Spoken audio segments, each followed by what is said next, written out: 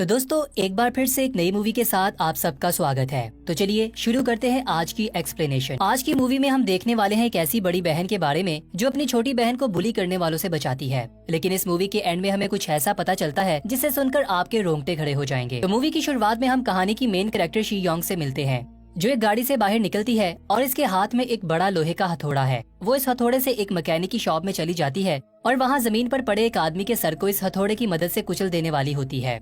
इसके बाद हम कहानी के फ्लैशबैक में जाते हैं, जहां हम शी योंग को देखते हैं जो अभी अभी जेल से सजा काटकर वापस आ रही है। शी योंग मार्शल आर्ट्स की चैंपियन है और वो पहले किसी पॉलिटिशियन के लिए बॉडीगार्ड का काम करती थी। जेल से शी योंग सीधा अपने घर वापस आती है, जहां वो सबसे पहले अपनी छोटी बहन से मिलती है जिसका नाम यूहाई है। यूहाई अपनी बड़ी बहन को देखकर काफी खुश हो जाती है और दोनों एक दूसरे को गले लगाते हैं और वादा करते हैं कि आइंदा एक दूसरे का साथ कभी नहीं छोड़ेंगे। इसके बाद हम दोनों को रात डिनर पर एक दूसरे के साथ समय बिताता हुआ देखते हैं, जहां दोनों काफी खुश दिखाई देती हैं। यूहाई एक स्पेशल चाइल्ड होती है, यानी इसकी ज़हनी हालत नॉर्मल नहीं होती। रात सोने से पहले यूहाई अपनी बहन को बताती है कि वो स्कूल नहीं जाना चाहती और स्कूल जाना इसे पसंद नहीं है। शी योंग इसे कहती है कि इसके पिता की आखिरी इच्छा थी कि वो स्कूल जाए और पढ़े लिखे, इसीलिए इसे स्कूल जाना ही होगा।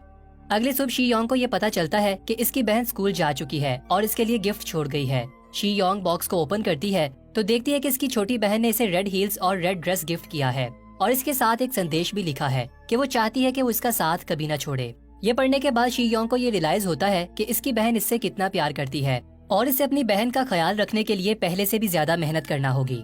दूसरी ओर हम यूहाई को इसकी क्लास में देखते हैं, जहाँ पर कुछ लड़कियां इसे बुली कर रही हैं क्योंकि वो नॉर्मल नहीं है और यही वो कारण था जिसकी वजह से यूहाई स्कूल में नहीं जाना चाहती थी। फिर इसके बाद हम देखते हैं कि वही बुली करने वाली लड़कियां यूहाई को कहीं ले जा रही हैं। दूसरी ओर शी योंग अपनी पुरानी बॉडीगार्ड की टीम को ज्वाइन करने के लिए फिर से इंटरव्यू देने के लिए जाती है, लेकिन कंपनी इसे स्वीकार करने से इनकार कर देती है क्योंकि वो किसी ऐसी लड़की को अपनी टीम में नहीं रखना चाहते जिसका क्रिमिनल रिकॉर्ड हो। इसके बाद हम देखते हैं कि यूहाई को बुली करने वाली लड़कियां एक कोरियोकी क्लब में ले आती हैं। यूहाई इन्हें बताती है कि इसे घर जाना है, लेकिन वो यूहाई को शॉर्ट ड्रेस पहनने के लिए मजबूर करती हैं। बजाय इसे कि इसे घर छोड़ दे, वो लड़कियां यूहाई को कुछ अजीब से लड़कों के हवाले कर देती हैं जो बहुत ही गंदा बिजनेस करते हैं। वो यूहाई को लोगों को ब्लैकमेल करने के लिए इस्तेमाल करते हैं और इसे कॉल गर्ल बनाकर बड़ी उम्र के लोगों के साथ रूम में भेज देते हैं। और जैसे ही वो यूहाई का रेप करने लगते हैं, सभी रूम में धावा बोल देते हैं और वो इस आदमी की पिटाई करने लगते हैं और इसके बाद वो इस आदमी का वॉलेट चुराकर पैसे निकाल लेते हैं और इस तरह इनका मकसद पूरा हो जाता है। कोरियन लॉ के मुताबिक अगर कोई बड़ी उम्र वाला छोटी उम्र की लड़की के साथ रिलेशन बनाता हुआ पकड़ा गया तो इसे उम्र कैद की सजा भी हो सकती है। लड़के ये सच्चाई जानते हैं, इसीलिए इन्हें इस बात का इत्मीनान रहता है कि वो आदमी पुलिस को कंप्लेन नहीं करेगा। दूसरी ओर शी योंग अपनी छोटी बहन का इंतजार कर रही होती है और कई बार कॉल्स करती है, लेकिन जवाब नहीं मिलता। वो काफी परेशान हो जाती है। इसके बाद वो शहर की गलियों में अपनी बहन को सर्च करने लगती है। काफी ढूंढने के बाद शी योंग घर वापस आ जाती है और अपनी बहन का इंतजार करने लगती है। अगली सुबह शी योंग अपनी बहन के दिए हुए रेड शूज और रेड ड्रेस पहनकर स्कूल आ जाती है ताकि यूहाई का पता लगाया जा सके। शी योंग अपनी बहन की क्लास में जाती है और स्टूडेंट से अपनी बहन के बारे में पूछती है, लेकिन कोई भी जवाब नहीं देता। इसके बाद शी योंग स्कूल के टीचर से अपनी बहन के बारे में डिस्कस करती है। टीचर इसे बताती है कि कुछ दिनों के लिए स्टूडेंट्स का गुम हो जाना एक नॉर्मल सी बात है, वो वापस आ जाएगी। ये सुनने के बाद शी योंग वहाँ से जाने लगती है। तभी एक स्टूडेंट शी योंग के पास आती है और इसे इसकी बहन के बारे में बताते हुए एक वीडियो दिखाती है जिसमें इसकी बहन को इन लड़कियों के द्वारा कपड़े उतारने के लिए फोर्स किया जा रहा था। ये देखते ही शी योंग इन लड़कियों की तलाश में क्लब की ओर निकल जाती है, जहाँ पर इसे अपनी बहन को बुली करने वाली लड़कियाँ मिल जाती हैं। शी योंग लड़कियों को काफी मारती पीटती है और इनसे सवाल करती है कि इसकी बहन कहाँ है। बुली करने वाली लड़कियां शी योंग को इन आदमियों में से एक आदमी का पता बताती है। शी योंग इस आदमी के घर पहुंच जाती है और इसकी खूब धुलाई करती है और इससे अपनी बहन के बारे में पूछने लगती है। अपनी जान बचाने की खातिर वो आदमी शी योंग को इसकी बहन के बारे में बता देता है कि यूहाई अब इनके पास नहीं है, क्योंकि इस बार जब इसने वही अपना धंधा स्टार्ट किया तो इसका सामना एक बहुत बड़े गैंगस्टर से हुआ जिसका नाम सिंगमिन है। बजाय इसके कि वो यूहाई को इस आदमी से बचा पाते, वो अपनी जान बचाकर वहाँ से भाग निकलते हैं क्योंकि वो आदमी सिंगमिन इनसे पैसों की डिमांड करता है। क्योंकि इनके पास पैसे नहीं होते, इसीलिए वो अपनी जान बचाकर यूहाई को इस गैंगस्टर्स के हवाले करके चले जाते हैं। ये बताने के बाद लड़का शी योंग को इस गैंगस्टर का कार्ड देता है जो इन्होंने होटल बुक करते समय इससे लिया था। शी योंग फोन पर कॉल करती है, लेकिन इसको कोई जवाब नहीं मिलता। काफी ज्यादा परेशान होने के बाद शी योंग पुलिस को कॉल मिलाती है और इन्हें सारी सिचुएशन बताती है, लेकिन बजाय इसके कि पुलिस इसकी हेल्प करती, वो इसकी बात को मानने से इनकार कर देते हैं कि यूहाई किडनैप हो चुकी है। बल्कि वो शी योंग से ये कहते हैं कि तुम्हारी बहन भाग चुकी है। पुलिस के जवाब से काफी ज्यादा निराश होकर शी योंग अपनी बहन को खुद अपने दम पर ढूंढने का और उसको बचाने का फैसला कर लेती है। दूसरी ओर हम गैंगस्टर सिंगमिन को देखते हैं जो यूहाई को प्रोस्टेट की तरह इस्तेमाल करने के लिए एक आदमी को बेचने वाला है। दोनों के बीच में सौदा तय हो रहा होता है और आदमी सिंगमिन को यूहाई की कीमत भी अदा कर देता है। दूसरे कमरे में यूहाई लॉक होती है, जहाँ गैंगस्टर की असिस्टेंट इसे जोर से स्लैप मारती है, जिससे इसकी सिस्टर का दिया हुआ रिबन जमीन पर गिर जाता है। फिर हम देखते हैं कि शी योंग अपनी बहन की तलाश में निकली है और कार्ड पर लिखे हुए सिंगमैन के एड्रेस पर पहुंच जाती है, जहां पर सिंगमैन तो नहीं मिलता, लेकिन एक मजदूर मिलता है जो वहां पर रहता है। शी योंग इसे पीटती है, जिससे वो मान जाता है कि सिंगमैन की गाड़ी का नंबर उसे बता दिया था। शी योंग उस वर्कर की गाड़ी और उसकी गन लेकर सिंगमैन की तलाश में निकल जाती है। दूसरी ओर हम यूहाई को देखते हैं, जहाँ इसका सामना एक आदमी से होता है, जिसने इसे पैसे अदा कर दिए थे ताकि वो यूहाई का इस्तेमाल कर सके। वो आदमी यूहाई के साथ जबरदस्ती करने लगता है और इसे ये सिखाने की कोशिश करने लगता है कि मर्द को कैसे खुश किया जाता है। यूहाई इस आदमी के प्राइवेट पार्ट को जख्मी कर देती है, जिससे इसका खून बहने लगता है और ये देखकर इसकी असिस्टेंट हंसने लगती है। दूसरी ओर हम शी योंग को देखते हैं, जो सिंगमैन की इन्फॉर्मेशन लेने के बाद इस पार्किंग लॉट में चली जाती है, जहाँ इस गैंगस्टर की गाड़ी पार्किंग में खड़ी है और वो इसके वापस आने का इंतजार करती है। कुछ समय के बाद गैंगस्टर वॉक करता हुआ पार्किंग लॉट में आ जाता है और अपनी गाड़ी में बैठकर ड्राइव करने लगता है। शी योंग गैंगस्टर का पीछा करने लगती है और इसे कॉल मिलाती है, जिस पर वो आंसर नहीं करता। कुछ समय के बाद गैंगस्टर एक सुनसान जगह पर आ जाता है। तभी अचानक शी योंग अपनी गाड़ी से गैंगस्टर के पीछे जोर से टक्कर मारती है, जिससे गैंगस्टर की गाड़ी रुक जाती है। शी योंग गाड़ी से निकलकर गैंगस्टर को टीजर से करंट लगाती है, जिससे वो बेहोश हो जाता है। आंखें खुलने के बाद गैंगस्टर देखता है कि शी योंग ने इसके गले में तार डालकर इसको सीट के साथ लगा रखा है। शी योंग इसे गाड़ी ड्राइव करने को कहती है कि इसे इसकी बहन तक ले जाए। गैंगस्टर इनकार करता है। शी योंग तार को खींचती है और उसे और भी ज्यादा मारती पीटती है, जिस पर शी योंग की वो बात मान जाता है। गाड़ी ड्राइव करने लगता है। एक बार फिर से वो शी योंग की बात नहीं मानता, जिस पर शी योंग इसके गले को फिर अपनी ओर खींचती है, जिससे गाड़ी आउट ऑफ कंट्रोल हो जाती है और साइड पर जाकर क्रैश हो जाती है। क्रैश होते ही शी योंग अपना कंट्रोल खो देती है और यहाँ गाड़ी के अंदर दोनों के बीच में बहुत ही खतरनाक किस्म की लड़ाई शुरू हो जाती है। गैंगस्टर भी शी योंग के मुकाबले का होता है, पर आखिरकार शी योंग गैंगस्टर की बाजू तोड़ने में कामयाब हो जाती है और अपनी बहन के बारे में इंफॉर्मेशन ले लेती है। शी योंग गैंगस्टर के मोबाइल से इस आदमी को कॉल करती है, जिसके साथ यूहाई का सौदा तय हुआ था। शी योंग गैंगस्टर की असिस्टेंट बनके इसे कॉल मिलाती है, जिस पर वो बताता है कि इसे यूहाई बिल्कुल भी पसंद नहीं आई, क्योंकि वो इसके किसी काम की नहीं थी, इसीलिए वो बहुत जल्द इसे किसी और को सेल करने वाला है। इसके बाद शी योंग इस आदमी के अड्डे पर पहुंचती है, जहां पर एक बड़ा मसाज पार्लर है। शी योंग को मालूम होता है कि ये आदमी बहुत बड़ा ब्रोकर है, जो लड़कियों का सौदा करता है। शी योंग मसाज पार्लर में एंटर होती है और वहाँ की रिसेप्शनिस्ट से पूछती है, जिसके सर पर उसे अपनी बहन का रिबन नजर आता है। ये देखते ही शी योंग इस लड़की पर हमला कर देती है और वो लड़की शी योंग को इस ब्रोकर तक ले आती है, जहाँ वो शी योंग को बताता है कि इसके आने से पहले इसने यूहाई को सेल कर दिया है। ये जानने के बाद शी योंग अपनी पॉकेट से छुरी निकालती है और दोनों के बीच में लड़ाई होती है। ब्रोकर शी योंग से वो छुरी छीन लेता है और इसके पेट पर वार करता है, लेकिन शी योंग इस वार से बच जाती है और इसे अपने टांगों में फंसाकर इसे अपने कब्जे में ले लेती है और काफी धुलाई करने के बाद इसे अपनी बहन के बारे में पूछ लेती है, जिस पर वो इसे न्यू इन्फॉर्मेशन देता है कि इसने अपने ही कोड क्लाइंट लकी सुपरमार्केट को बेच दिया है। असिस्टेंट शी योंग को बताती है कि यहाँ से जाते समय यूहाई ने अपने घर कॉल मिलाई थी, लेकिन कोई जवाब नहीं आया था और इसके बाद इसने मिनी सुपरमार्केट में भी कॉल की थी ताकि वो इसे पिक कर ले। ये जानते ही शी योंग फौरन लोकेशन को ट्रेस करती है और अपनी बहन को बचाने के लिए निकलती है। दूसरी ओर इसी समय हम यूहाई को देखते हैं, जो गाड़ी में बैठी है, जिसे एक आदमी ड्राइव कर रहा है, जिसका नाम सूट है। सूट एक गैस स्टेशन पर रुकता है और कुछ खाना लेने के लिए गाड़ी से उतर जाता है, क्योंकि यूहाई सो रही होती है। जैसे ही सूट गाड़ी से निकलकर स्टोर में जाता है, यूहाई जो सोने का नाटक कर रही थी गाड़ी से निकल जाती है और निकलते ही लोकल बस में बैठ जाती है। लेकिन बदकिस्मती से सूट बस को रोक लेता है और यूहाई को बस से निकाल लेता है, ये कहकर कि ये इसकी बहन है, जिसकी दिमागी हालत ठीक नहीं है। यूहाई इसे कहती है कि वो इसे छोड़ दे, लेकिन सूट इस पर जरा भी रहम नहीं खाता और इसे वापस अपनी गाड़ी में बिठा लेता है। दूसरी ओर हम शी योंग को देखते हैं, जो सूट की तलाश में गाड़ी ड्राइव कर रही है। तभी इसे गाड़ी की डिक्की में से गैंगस्टर की आवाजें आने लगती है। शी योंग गाड़ी को रोकती है और डिक्की को ओपन करती है और गैंगस्टर से अपनी बहन के बारे में फिर से जानकारी लेने लगती है। पूछने के बाद शी योंग जोर से डिक्की का दरवाजा बंद करती है, जिससे गैंगस्टर का हाथ टूट जाता है और इसके बाद वो वापस गाड़ी में बैठकर गाड़ी की बैक साइड को सामान पर ठोकती है, जिससे गैंगस्टर जख्मी हो जाता है और वो इसमें से रेंगता हुआ बाहर निकल आता है और शी योंग इसे वहाँ पर अकेला छोड़कर अपनी मंजिल की ओर निकल पड़ती है।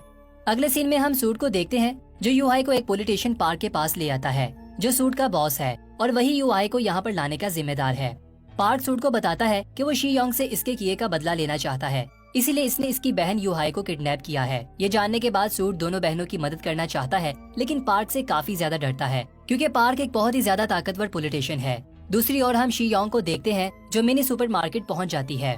तो दोस्तों, यूहाई ने कोड वर्ड में ये मैसेज देना चाहा था कि इसकी बहन मिनी सुपरमार्केट आ जाए, जो इनके घर के करीब है। यहाँ आते ही वो शॉप के ऑनर से मिलती है, जो शी योंग को गलती से सारी सच्चाई बता देता है कि इसने इसकी बहन का रेप किया था। ये जानने के बाद शी योंग की आंखों में आंसू आ जाते हैं और वह शॉप की ऑनर को बुरी तरह से पीटने लगती है और इसका हाथ मरोड़कर इसकी उंगलियां तोड़ने ही वाली होती है कि शॉप का ऑनर एक बात रिवील करता है कि वो इसकी बहन का रेप करने वाला अकेला नहीं बल्कि इसके साथ और भी लोग इन्वॉल्व हैं, जो बारी बारी इसके साथ रेप करते थे, वो भी इस समय जब वो जेल में थी। ये जानने के बाद शी योंग बदले की आग में झुलसने लगती है और इस फोटोग्राफर की दुकान पर पहुंच जाती है जिसने इसकी बहन का रेप किया था। शॉप पर पहुंचते ही वो अपनी बहन की तस्वीर को फ्रेम में लगा हुआ देखती है और कुछ ज्यादा एक्सप्लेन किए बगैर फोटोग्राफर की खूब धुलाई करती है और उसे काफी मारती पीटती है। इसके बाद हम कहानी के इस मोड़ पर आ जाते हैं जहाँ से फिल्म शुरू हुई थी। शी योंग अपनी गाड़ी से निकलती है और शॉपकीपर के पास आकर एक भारी भरकम हथौड़े से शॉपकीपर का हाथ तोड़ देती है।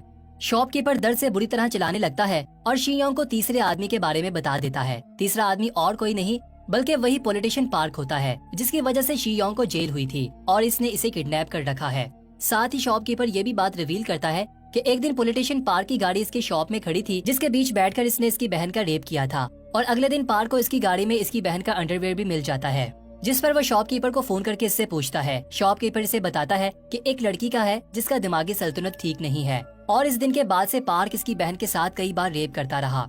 ये जानने के बाद शी योंग को याद आ जाता है कि यही वो कारण था जिसकी वजह से इसकी बहन घर लेट आती थी और काफी डांटने के बावजूद वो इसे कुछ भी नहीं बताती थी। अपनी बहन के इस बिहेवियर को देखकर शी योंग ने अपनी बहन का पीछा भी किया था, जहां इसे मालूम हुआ था कि वो स्कूल के बाद एक लग्जरी कार में बैठ जाती है। शी योंग इस गाड़ी का पीछा करती है जो इसे होटल के रूम तक ले जाती है और ये देखकर हैरान रह जाती है कि पॉलिटिशियन पार्क इसकी बहन को ड्रग्स देकर इसका रेप करने की कोशिश कर रहा होता है। ये देखकर शी योंग स्क्रू ड्राइवर की मदद से इस आदमी पर हमला कर देती है और अपनी बहन को बचाने के लिए इस आदमी पर वार करती है, जिससे इसकी आंखें जख्मी हो जाती हैं और ऐसा करने पर शी योंग को जेल हुई थी। पार्क जो कि अपनी सारी सिचुएशन को वापस बदलने की ताकत रखता है, इसे जैसे ही मालूम होता है कि शी योंग जेल से आजाद हो चुकी है तो इस चीज का बदला लेने के लिए वो सूट को ऑर्डर देता है कि वो शी योंग और इसकी बहन को मार दे। इसके बाद हम वापस फिल्म के प्रेजेंट टाइम में आ जाते हैं जहाँ शी योंग सूट को कॉल करती है और इसे कॉन्सलमेंट पार्क की लोकेशन के बारे में पूछती है। सूट जो कि पहले ही पार्क से नफरत करता है और इसे पीछा छुड़वाना चाहता है, शी योंग को पार्क की लोकेशन सेंड कर देता है। इसके बाद शी योंग कुछ ही समय के बाद पार्क की लोकेशन पर पहुंच जाती है जहां पर वो अपने बॉडीगार्ड्स के साथ रहता है। शी योंग बाहर खड़े बॉडीगार्ड्स को टीजर की मदद से बेहोश कर देती है और बिल्डिंग के अंदर एंटर हो जाती है और वहां पर पार्क को गन शूट करने ही वाली होती है कि पार्क के गार्ड्स वहां पर आ जाते हैं और एक एक करके शी योंग पर हमला करने लगते हैं। तो दोस्तों, यहाँ पर शी योंग अपने मार्शल आर्ट का उपयोग करते हुए इन गार्ड्स की धुलाई करने लगती है। इसी समय पार्क वहाँ से भाग निकलने में कामयाब हो जाता है।